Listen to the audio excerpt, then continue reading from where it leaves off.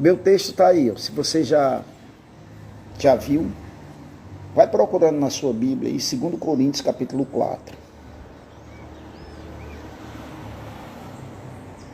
Ontem eu comecei falando sobre a questão da temporalidade, né? Da brevidade da vida. E eu estava lidando muito com essa coisa de como é que você, assim, como é que as pessoas veem a vida.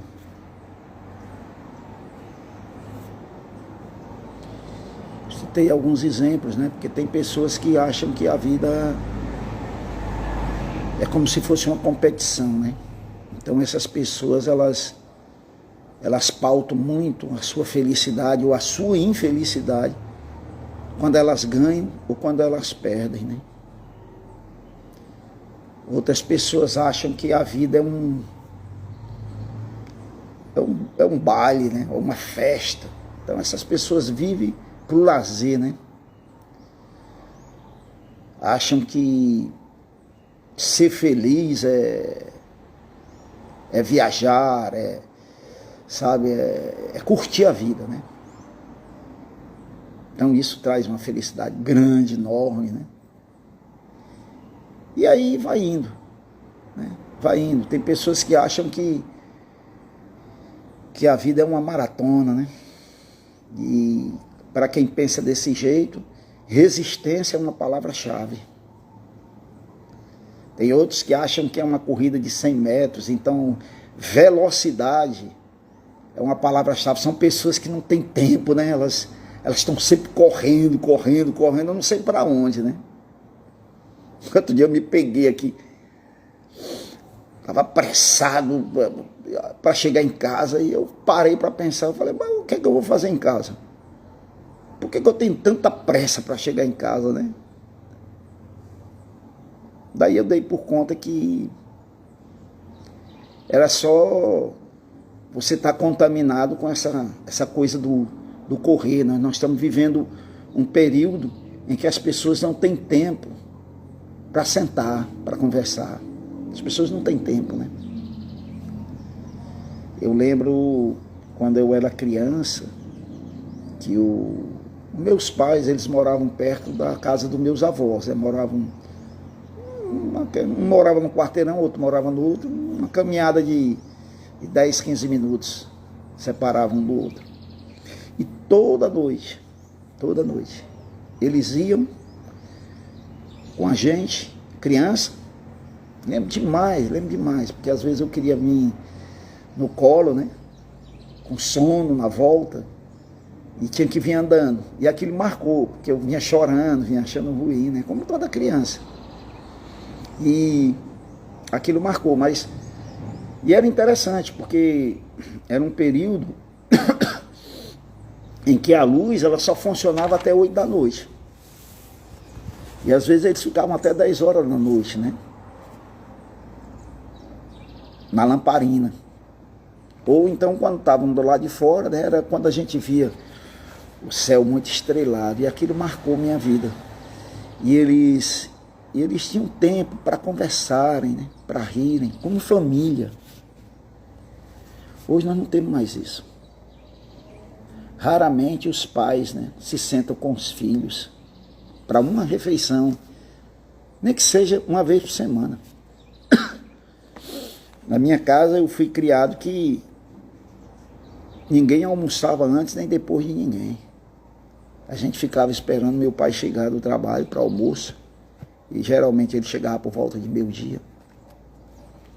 E aí sentava todo mundo em volta da mesa para almoçar. E quando ele sentava, ele queria que todos os filhos estivessem lá. Eram 6 filhos. E era interessante isso.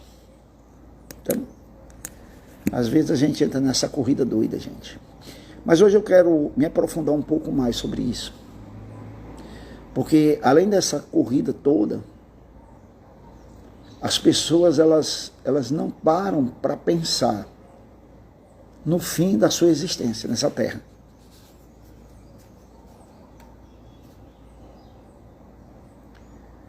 nós às vezes esquecemos de lembrar que a vida é apenas uma atribuição, ou uma atribuição mesmo, temporária.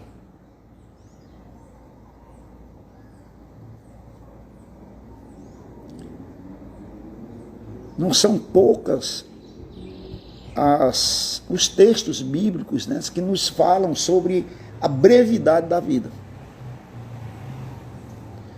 Eu escolhi esse texto hoje, de 2 Coríntios capítulo 4, versículo 16 a 18, que eu quero ler com vocês.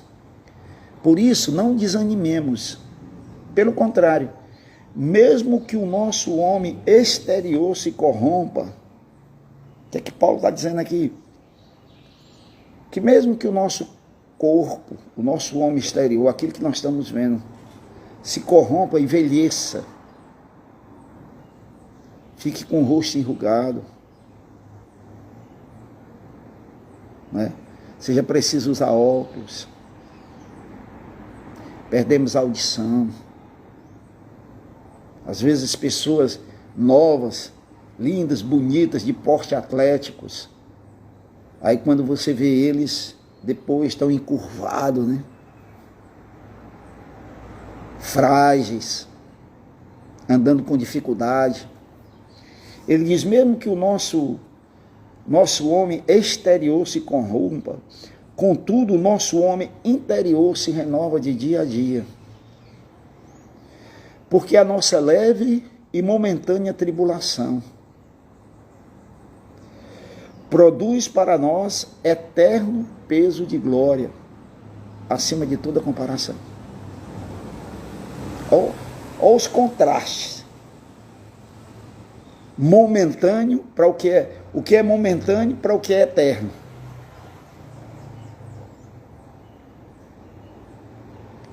Não atentando nós nas coisas que se veem, mas na que não se veem. Porque as que se veem são temporais. As que se não veem são eternas. Uma verdade absoluta. Isso aqui ninguém muda.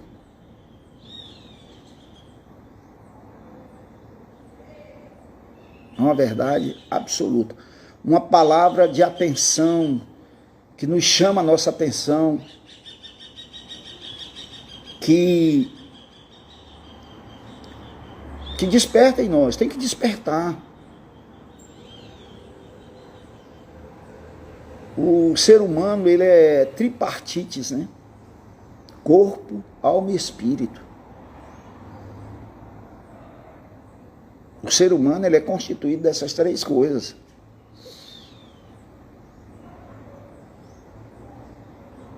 Só que com a queda, é interessante, dessas três coisas, a que mais tem valor, a que mais, vamos dizer assim, não é a que mais tenha valor, porque tudo tem valor, mas é a que nós deveríamos mais nos importarmos, seria o nosso espírito. Só que com a queda, é como se o homem andasse cabeça para baixo. Inverteu a ordem. Aí, nós passamos muito tempo, por exemplo, eu vou usar de uma maneira geral, né? Você passa muito tempo se embelezando. Salão de beleza, roupas, às vezes roupas caras, não é que nem, né? Você passa muito tempo em função disso. Diversão, prazer. Nada errado, nada contra. O problema é que nós negligenciamos aquilo que é eterno, que é o nosso espírito. Por exemplo, nós alimentamos muito o nosso corpo físico, mas não alimentamos nada o nosso espírito. Já parou para pensar? Por que os cristãos hoje eles jejuam tão pouco ou nada? Porque jejuar não é passar fome. Jejuar é você mudar o foco. Em vez de alimentar o corpo, não, eu quero nesse dia, nesse período, nesse horário, eu quero pensar no meu espírito. Eu quero conectar meu espírito com Deus. Não é passar fome, não é parar de comer necessariamente. Porque senão você simplesmente não fez aquela refeição ou passou o dia sem se alimentar. Só que você não conectou-se com Deus. Então, não é jejum. Eu não vou entrar muito aqui, certo? Nessa questão do jejum, que não é meu ponto aqui, hoje. Mas é essa questão. É chamar a atenção para isso. Jesus diz assim, ó, qual é o proveito se o homem ganhar o mundo inteiro e perder a sua alma? Mateus capítulo 16. A Bíblia está cheia dessas referências. Jesus diz assim, ó, aquele que não me amar mais do que pai, mãe, irmão, irmã, e aí ele vai embora, até do que a sua própria vida.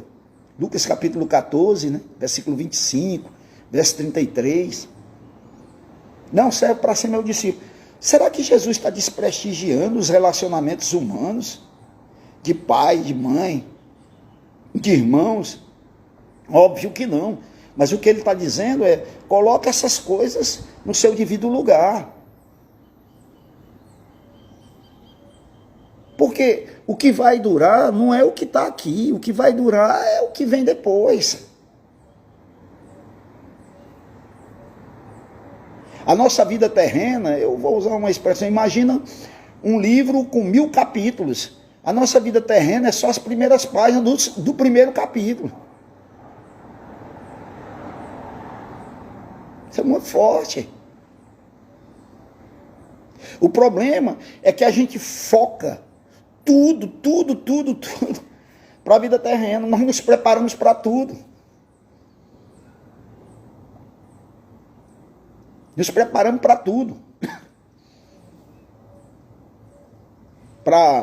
Vai nascer um filho, você prepara o quarto, compra berço, enxoval, festa de 15 anos.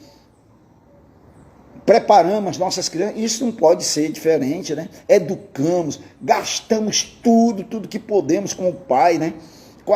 Com alimentação, com vestimenta, com educação, com lazer, com nossos filhos, com a saúde. Tudo isso é necessário, é importante, porque quem não faz isso é irresponsável.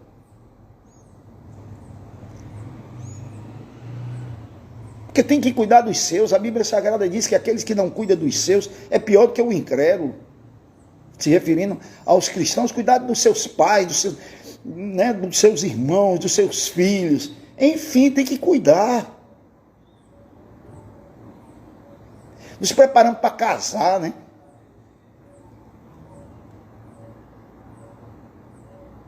Mas quantas vezes a gente para pensar na eternidade?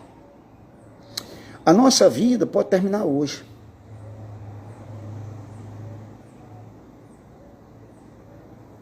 Não foi isso que Jesus contou na parábola do louco? Aquele homem que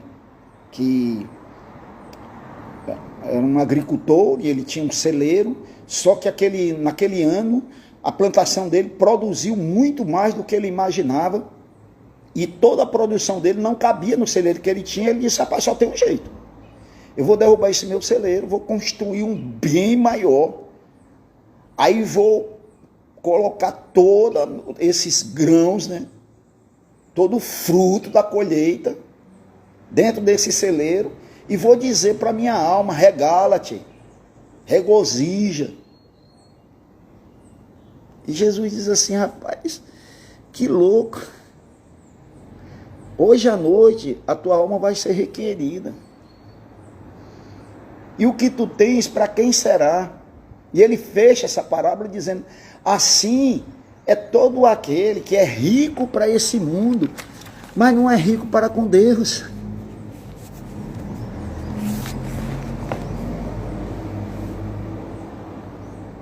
Isso é forte, amado. Eu não consigo entender que como cristão, como é que um cristão pensa na eternidade?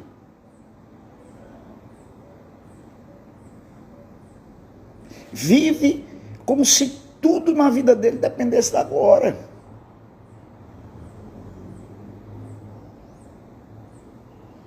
Citei esse texto de Mateus 16.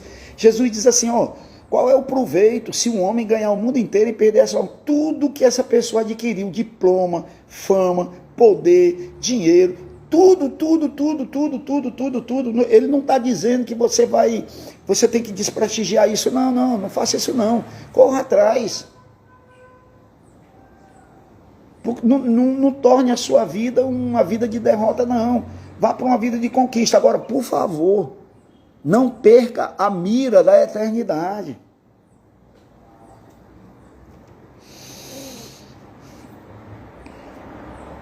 Porque a vida é breve.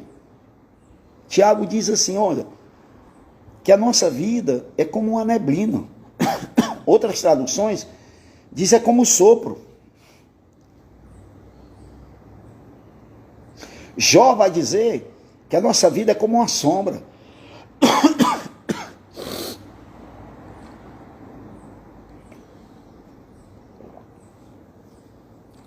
Isso não é forte. Então deixa eu tratar duas coisinhas hoje, que eu queria que a gente pensasse e focasse muito nisso. A primeira coisa que eu quero tratar é que, em comparação à eternidade, a vida terrena é extremamente breve. E a segunda coisa que eu quero tratar é que a terra é apenas uma residência temporária. Em comparação com a eternidade, a vida é nada. A vida terrena é coisa nenhuma. Você sabia que hoje, a ciência já diz isso, que o nosso planeta tem bilhões de anos.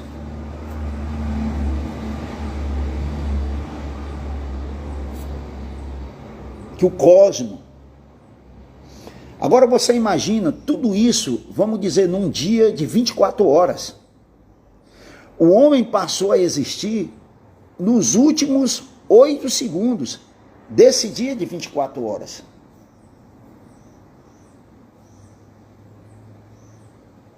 Olha como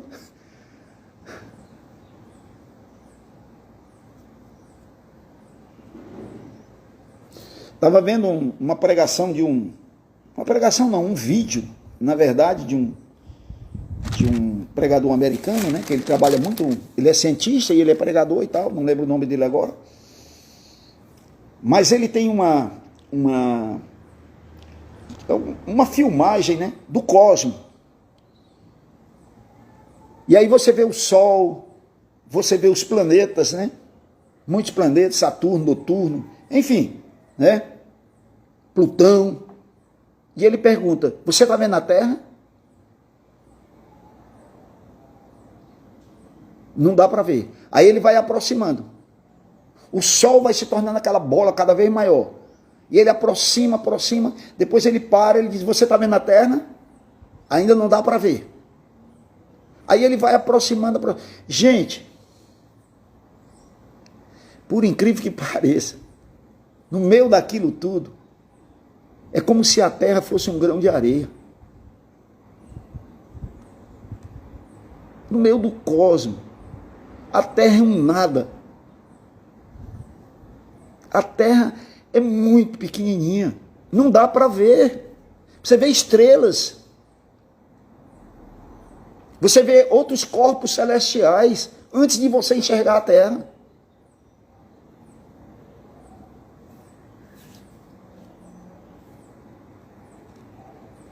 E às vezes nós ficamos pensando, puxa vida, eu quero viver aqui, eu tenho que viver aqui. O apóstolo Paulo diz em Colossenses 3, rapaz, se vocês nasceram de novo, se vocês ressuscitaram em Cristo Jesus, busque as coisas lá do alto.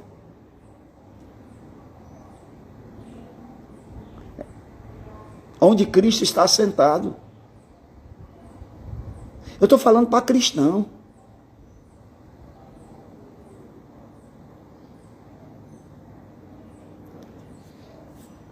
Olha, quando você lê, por exemplo, Hebreus capítulo 11, os heróis da fé. Por que eles foram heróis da fé? Porque muitos deles morreram, mano. Porque acreditavam na pátria celestial. Porque tinham certeza da pátria celestial. Isso é muito forte. A Bíblia chama o cristão, algumas palavras, né, como peregrino. O que é um peregrino? Um peregrino é um cara que está passando por uma terra, por um lugar.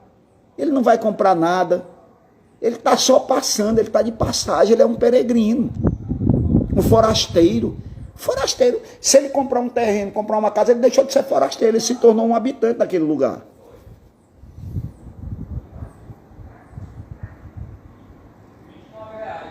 Paulo diz viver como, aliás, Pedro diz viver como peregrinos e forasteiros. A nossa pátria não é aqui.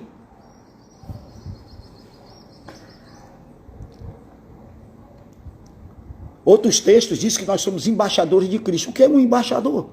Um embaixador é um representante do seu país em determinado país, na sua embaixada. Imagina que um embaixador, ele tem que chegar naquele país, ele vai aprender a cultura do país, ele tem que falar o idioma do país, ele tem que se adaptar ao cardápio do seu país, daquele país.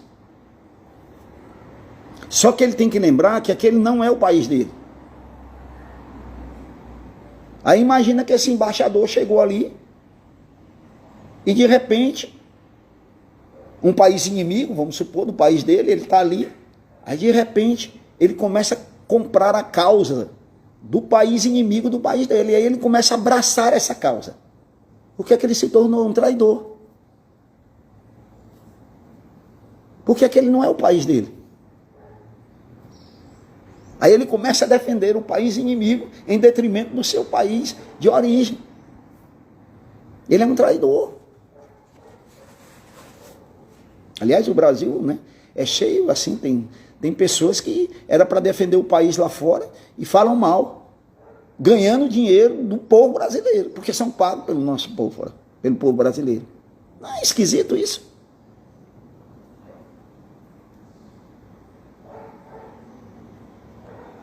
Então, o nosso lar não é aqui. Não é. Aqui é temporal. Paulo diz assim, ó, não atentando nós nas coisas que se veem, mas nas que as que se não veem, porque o que se vê são temporais. Temporal. O que não se vê é eterno. Olha, o que é temporal, o que é eterno. Olha as comparações, olha as expressões. Nós não podemos trocar aquilo que é eterno por aquilo que é temporal.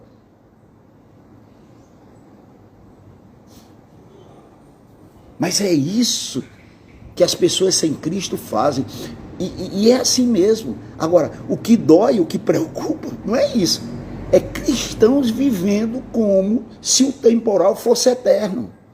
E vivendo como se o eterno não existisse. Você consegue entender?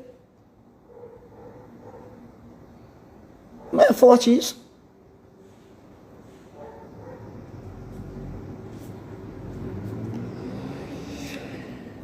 É sério. É muito sério. Cristão, entenda. Nós fomos criados ou recriados em Cristo Jesus para as coisas infinitamente melhores. Paulo diz, olha, nem olhos viram, nem ouvidos ouviram, nessa carta aqui. E nem jamais penetrou no coração humano o que Deus tem preparado para nós. Mano. João capítulo 14, Jesus diz, eu vou preparar um lugar, e quando eu preparar um lugar, eu vou voltar, e eu vou levar vocês, para que aonde eu estiver, estejais vós também. Há um lugar sendo preparado para nós, amado.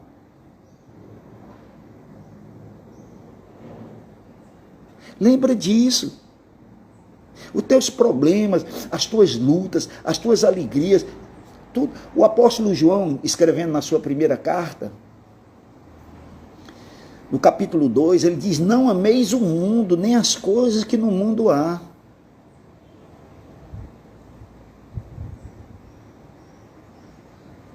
Porque aquele que ama o mundo, o amor do Pai não está nele. Porque a concupiscência da carne, a concupiscência dos olhos e a soberba da vida vem do mundo. E ele diz, e o mundo passa. Versículo 17, só não passa aquele que faz a vontade do Pai. Gente, isso é sério.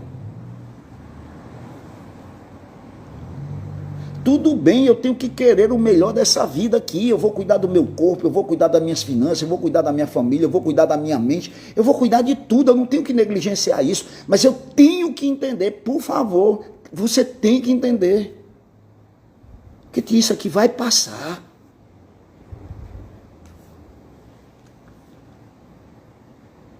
Eu estou aqui debaixo de um teto.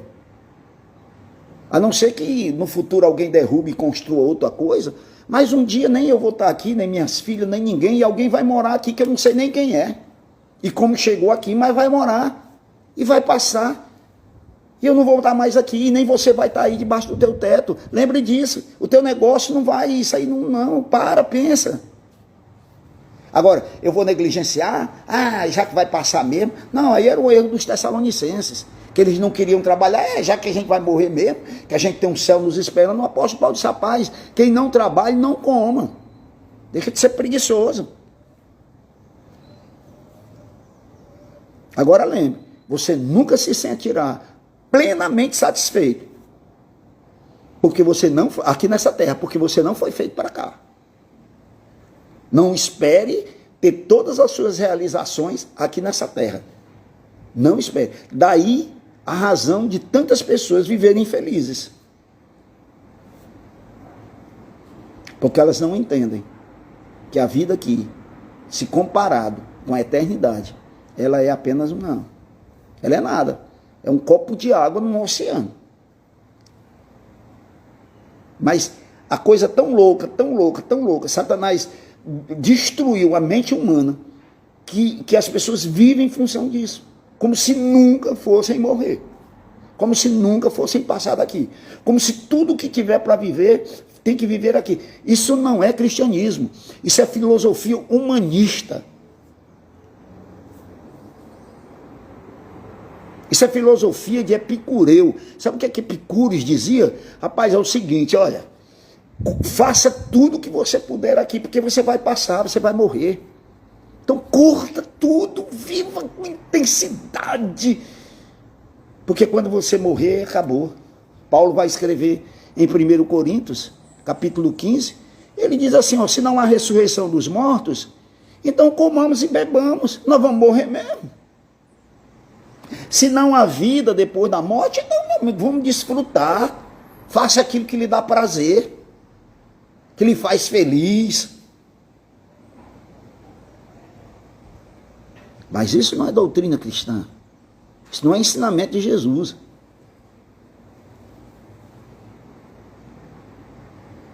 No mundo tereis tribulação. João 16, disse Jesus, versículo 33. Mas tem de bom ânimo, eu venci o mundo. Como é que ele venceu o mundo? Morrendo? Porque quando Jesus diz isso, ele está indo para a cruz. Capítulo 16. Aí capítulo 17 é a oração. Capítulo 18 ele é preso. Pronto, acabou. E ele vai para a cruz. Eu venci o mundo morrendo. As ressurreições de Lázaro, do filho da viúva, é uma demonstração clara de que a vida não termina aqui. O homem foi criado, o único ser criado à imagem e semelhança de Deus foi o ser humano. Nós somos perfeitos demais para se acabar, para ter uma vida tão curta. Mas deixa eu falar outra coisa. A concepção de que a vida na Terra é apenas uma atribuição temporária, se você entender isso, ela irá mudar completamente a maneira como você vê a vida.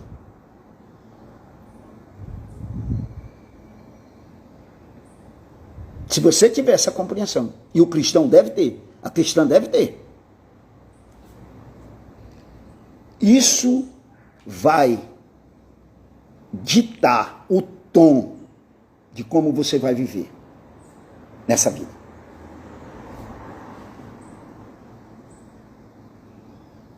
Porque quem sabe que a eternidade existe, quem sabe que há vida depois da morte e vive como se ela não existisse, é loucura. É loucura. É um erro fatal presumir que a meta de Deus para a sua vida é a prosperidade material ou a fama, como esse mundo determina. Isso é loucura. É um erro fatal.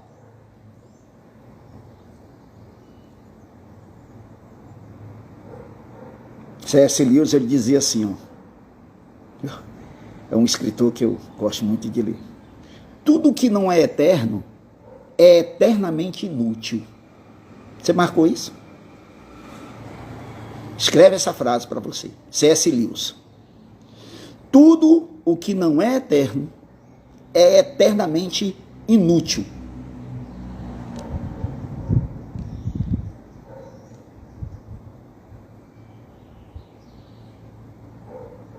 Nós somos chamados para viver uma eternidade. Sabe por que o ser humano, a morte é estranha a ele? Porque dentro do ser humano tem uma eternidade, no coração do ser humano.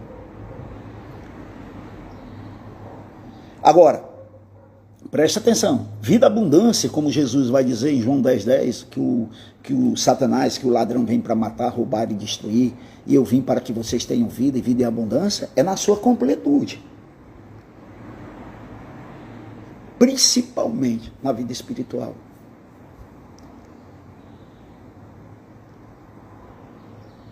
Porque senão, você há de concordar comigo, uma pessoa como o apóstolo Paulo, que teve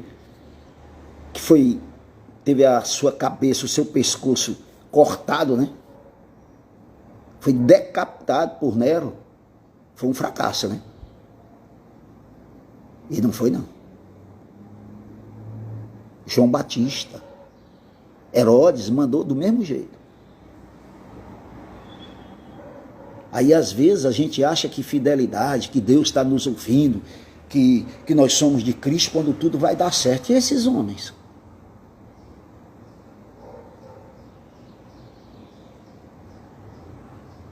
E esses homens? Sabe, amado, às vezes eu vou em determinados sepultamentos, nessa minha caminhada, e dependendo do morto, da pessoa que eu estou ali, eu peço muito a Deus, Senhor, eu gostaria de morrer como essa pessoa. Não da mesma causa. Porque foi um cristão, uma cristã, mano.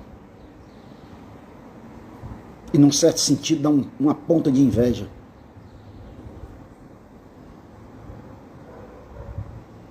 Parece um absurdo, né, o que eu estou dizendo aqui. Olha que eu amo a vida, eu quero viver. Eu estou com 65, quero chegar, sei lá quanto tempo Deus quiser me dar. Agora, eu não vou ver estressado com isso. Porque eu sei que está uma eternidade me esperando. O que eu tenho que fazer é me preparar para ela.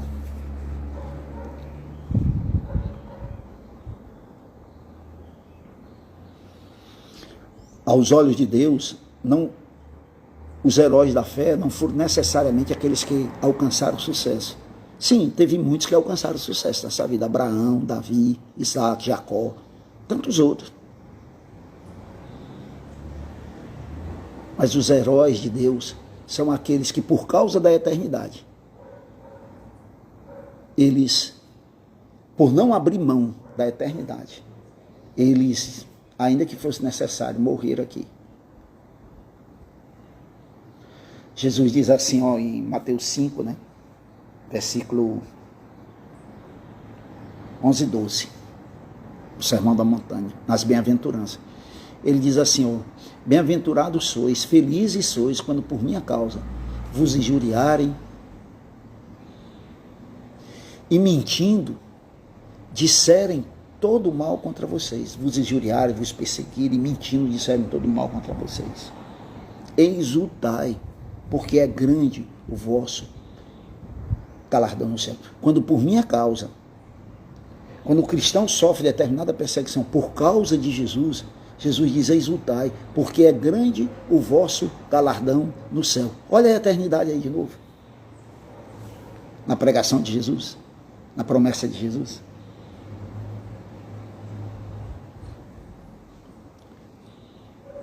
O seu tempo nessa terra, mano, não é tudo que você tem para viver. Não resume a sua história de vida. Não resume. Para um pouquinho. Né? Pessoas que com mais idade do que eu, com 65 anos, raramente têm os pais vivos. Raramente. Os avós, então, aí é quase zero. Porque, claro, tem gente com 65 anos que tem pais com 85. Com 95, tudo bem. Mas os avós, raramente eles têm. E aonde eles estão? Você percebeu que a luta deles é a sua luta hoje? Que nós estamos vivendo em função daquilo que estamos vendo e não daquilo que nós não estamos vendo. Em outras palavras, sabe o que é que o apóstolo Paulo está dizendo? Que o que nós estamos vendo não é real. O que nós não estamos vendo, isso sim é real. Em outras palavras, é isso que ele está dizendo. Vou fechar com a ilustração, né? Que um missionário que viveu 60 anos no campo missionário, num país estranho, missionário americano, e quando ele aposentou, né, porque ele chegou numa idade que ele não tinha mais como continuar, ele voltou para sua terra. Só que coincidiu de que quando ele estava vindo no mesmo navio, dizem que Roosevelt, presidente dos Estados Unidos, vinha também. E quando o navio chegou no porto, né, que aportou ali, havia banda de música, multidões com lenços esperando o presidente.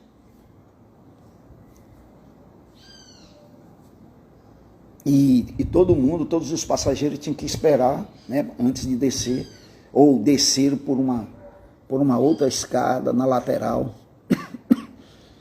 E o missionário, muito incomodado com aquilo, ele e a esposa.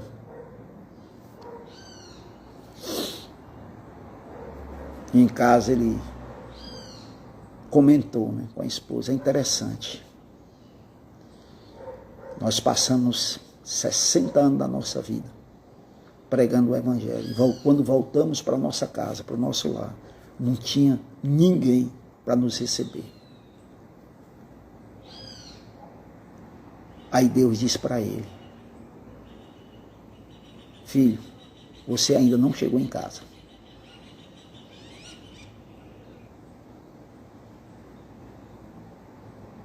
Você ainda não chegou em casa. Sabe de uma coisa, amado? Não terá passado um segundo após a nossa chegada no céu que a gente não vai se arrepender e dizer, papai, por que eu dei tanta importância para aquilo?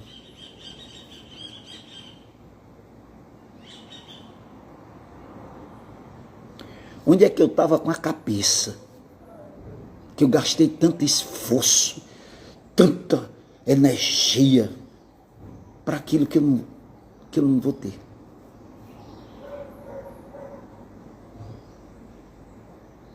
Quantas preocupações, quantas noites em claro. Você já pensou que 99% dos problemas que você tem é tudo aqui da terra? É problema com filho, problema com marido, com esposa, com finanças, com saúde, tudo é aqui, tudo. Claro, nós vivemos aqui, a gente tem que pensar nessas coisas mesmo. Mas o problema é quando a gente se desliga do céu, né?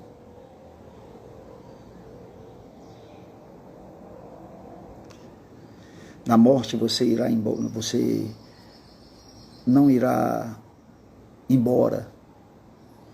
Eu estava falando de cristãos, né, que eu vou para sepultamento.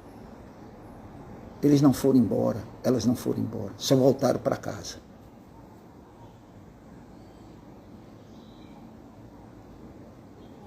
Spurgeon foi um pregador batista do século passado. Ele foi acometido de uma doença que levou ele à morte. E quando ele estava bem perto de morrer, né, como ele era muito, muito famoso nos seus dias, né, ele alertou a igreja dele. Ele disse: olha, daqui a uns dias, todos os jornais na Europa, na América do Norte, vão estampar nos seus editoriais, né, a manchete: Spurgeon morreu. E ele diz para a igreja: por favor, não acreditem nisso.